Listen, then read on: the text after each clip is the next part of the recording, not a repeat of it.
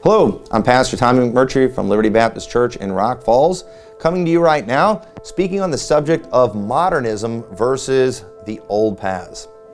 Now, there is a lot of conflict, in the religious world and in the IFB world, specifically where I come from, when it comes to modernism versus the old paths. And you often see a lot of fights that kind of look petty, where a preacher starts talking about the other preacher's skinny jeans and purple lights and music preferences, and people look at this kind of stuff and they think, what is wrong with these guys? These things don't matter. Show me a verse in the Bible where it says I can't have purple lights, where I can't wear skinny jeans and things like that. And it does look pretty petty sometimes, but I do think there is cause for concern when we see people kind of going a more modern route.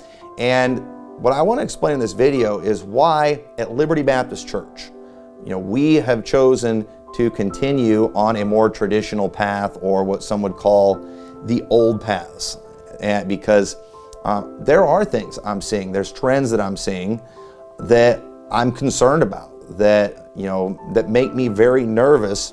And something that often triggers people in the IFB on my side is when people start making changes. When all of a sudden we see the look of their auditorium change, when we see their music change, the way they dress change, often it triggers those in the IFB. And we've all heard plenty of rants against that type of thing, and I know I've done it before too. So what's behind this? Why all the hostility towards something that we don't see spelled out in the scriptures? Well, sometimes it is, in fact, preachers just not minding their own business. I mean, do I really need to get all caught up and shook up and worried about the color of the lights in another church, or what they're wearing, or the type of drum beat that they have, the type of instruments that are in those churches? Is that really my place? And I think you can make a good argument and say, no, it's not your place. We're independent churches. Sometimes it's preachers,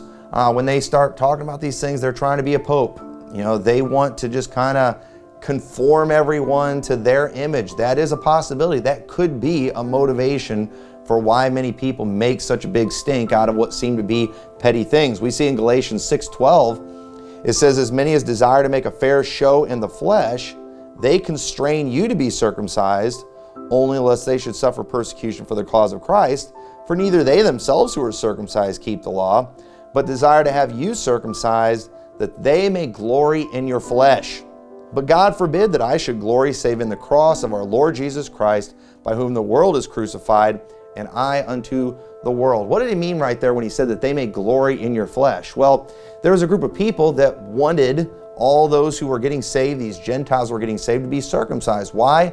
So they would have something in that person's flesh that they could identify with, and to prove they are one of us. And in modern times, it could be a motivation for some people that he wants, he wants to glory in maybe someone else's clothing and in somebody else's way of doing church. It makes him, look like a leader and a figure that people look up to. There could be all kinds of bad motivations for these things. I'm not going to act like that doesn't exist. But at the same time, neither of those are why I'm concerned about a lot of the modernism that I see in churches. Because sometimes people are just genuinely concerned about the direction that they see someone going.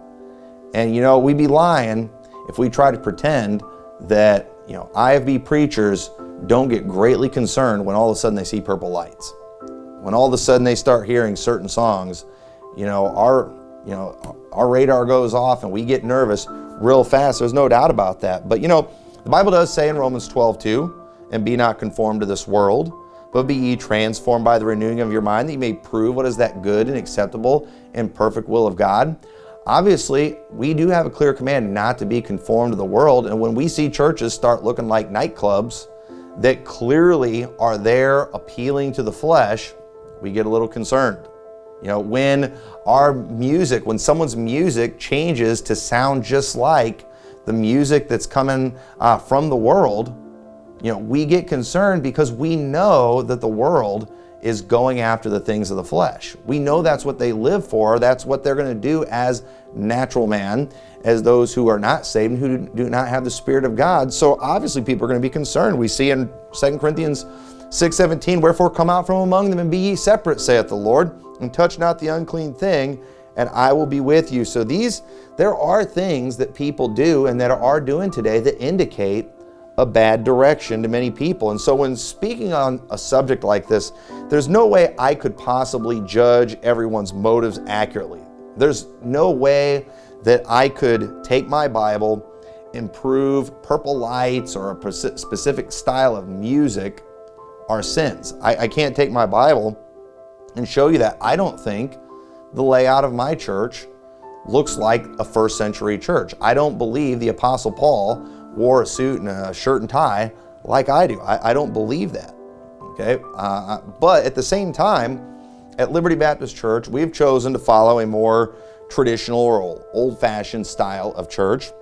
And so what I'm telling you today is just based on my experience. I'm telling you what we do as a church. I'm not here today to just fix everyone and to try to get everybody to make their church look like our church. So that's not what I'm here to do, but I do want to explain where we are at, because there are a lot of accusations even towards our church based on some of the things we do. And so, what am I seeing as someone who really was born into the old time religion crowd? Because, I was born into an independent fundamental Baptist home. That's all I know. And what I've seen in my life, in my experience, I've seen a generation of older preachers, many of who were saved out of a life of sin. Many of them are guys who they got their belly full of sin, and they learned from experience that sin is bad, that sin, it is vain, it is empty, that it is not worth it. They know it from experience, and they have rejected the things of the world, and they have sought to live more holy lives in a more Christ-like way. They know these things from experience, but there's another generation like myself of younger preachers, many who were born in the IFB world, and even though we were saved at a young age and we've been raised in the ways of the IFB, one thing that was not taught, that I've not seen taught a lot in the IFB world, is that we are still made out of the same flesh that the previous generation was made out of. Okay? And so therefore, the same sins that they gave their lives to at one time, we're going to have the same temptations to do those things, even though we're saved. And there's a lot of preachers out there today that are preaching that those who, grew up in church like we did and are drifting towards the world, or who are struggling with these sins that they got saved out of, they accuse them of not being saved. And this has confused a lot of people when it comes to their salvation, because they're always wondering if they're saved. But the fact is, just because you get saved, it doesn't mean your flesh is saved. Our flesh is still vile, it's still rotten, and the same things that the previous generation learned from experience and have knowledge that it is deceitful and that it is not worth it, we can only believe that by faith. And if we walk in the flesh, then those desires that they used to have, we're going to fulfill those things if we walk in the flesh. And whenever you're teaching that you must not be saved if you're desiring those things, you are confusing people greatly, and you're going to cause them to be discouraged, and they're not going to be able to have any victory in their life. And it's important that we teach that, and we teach our young people who grow up in Christian homes, that just because you're saved doesn't mean you're not capable of some pretty bad sin. The flesh is always going to be inclined to doing those things. And so, from experience, the older generation, they know from experience that sin is not worth it. And they've got the scars to prove it.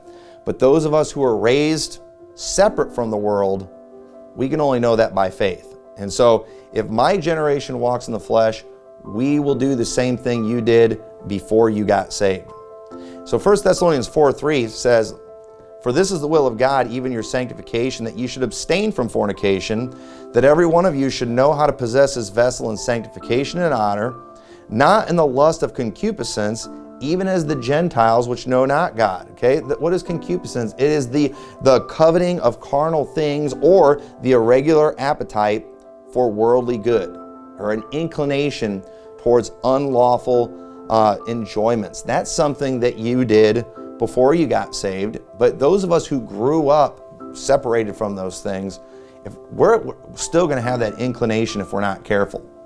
And there's a curiosity that's often in people who grew up in this world, and we've got to warn them about that. We've got to prepare them for it. We see in Romans 6:15, what then shall we sin because we are not under the law but under grace? God forbid. Know ye not that to whom ye yield yourselves servants to obey, his servants ye are to whom ye obey, whether of sin unto death or of obedience unto righteousness? But God be thanked that ye were the servants of sin, but ye have obeyed from the heart that form of doctrine which was delivered you. Being then made free from sin, ye became servants of righteousness. I speak after the manner of men because of the infirmity of your flesh. For as ye have yielded your members servants to uncleanness and to iniquity unto iniquity, even so now yield your members servants to righteousness unto holiness. For when ye were the servants of sin, ye were free from righteousness. What fruit had ye then in those things, whereof ye are now ashamed? For the end of those things is death. So again, he's talking to a group who was involved in all that sin and all that lust. And now they're ashamed of those things. But there are some out there, they never were a part of that. But you know what? And because of that, they kind of have all manner of concupiscence in their hearts. And there's a curiosity towards those things of the flesh and the things of the world. And I'm afraid that's why many young people who grew up in the old-time religion world are going in that direction, because they are now following the flesh, and I don't want to have any part in that. I don't want to find out what the things of the flesh can give. I don't need the scars. I'll trust in the fact that I've seen the scars in other people telling me I'm going to stay away from it. And so another thing though we need to understand is, I'm speaking from my perspective as somebody who was raised in a fundamental Baptist home. I believe it would be a great sin for me to go in that direction because I know better. But you know what? That doesn't mean that there aren't people out there in a more modern church with purple lights that don't love the Lord and aren't accomplishing things for God. You know, they might be more carnal than I should be, but yet they're pleasing God because they're doing the best they can with what they've been given. Okay? But people like me, I've been given a lot, and I don't need to throw that away. And so this is an excuse, though, for those of us who have been taught better to go in a more carnal direction because God is using someone else who's more carnal. See, I see a difference in those who started out in modernism versus those who are leaving the old paths and going towards modernism. Okay? You know, I don't believe in making up sins, but and just declaring purple lights a sin. But here's the thing, when your dress, when your music, and etc., when those things match up with what the world is doing, then I am concerned because I know the world's going after the lust of the flesh. And the Bible says in Proverbs 22:3, a prudent man foreseeth the evil and hideth himself, but the simple pass on and are punished. And I'm not saying that the purple lights and the way you dress are what's evil, but I am seeing evil or bad coming for those who go down a certain path. And so theoretically, I think it's possible you could have carnal music, you could have a lot of this modernism in your church, still love the Lord and still preach the truth. Theoretically, you could do that, but here's the thing, I'm not seeing it. I'm not seeing people go in a more modern direction and get stronger on their doctrine. I'm seeing them get weaker on their doctrine. I'm seeing many people go towards Calvinism and other false doctrines. I'm seeing, for some reason, I don't see why a person can't have more carnal music and still use a King James Bible, but yet they all throw out their King James Bible too. And so you should understand why some are concerned, because we're not seeing people go that direction and get stronger in their soul winning, getting stronger in their doctrine. Because at the end of the day, what's important is not so much the culture of your church and the way things look, but it's the message. The message is what's important. And if the message is the same, then I really don't have much to say, but the message does seem to change when people go in a more modern direction. And so at the end of the day, it's only myself and my church that I'm accountable for, and I shouldn't be shocked if God chooses to use someone who doesn't measure up to my standard. After all, God uses me, and I definitely don't measure up to His standard. And so I believe, though, that there are trends and practices going on in churches today where the people who are involved aren't always necessarily in sin, but I do believe that for me it would be a sin because I believe I've been given something better and I'm not going to go that direction. So that's a choice that I've made for me personally, and what we've made as a church at Liberty Baptist Church, we are going to stick to a more traditional way because those who are going this other direction, I'm not seeing them get stronger in their doctrine. I'm not seeing them get stronger in their soul winning. I'm not seeing them become more like Christ.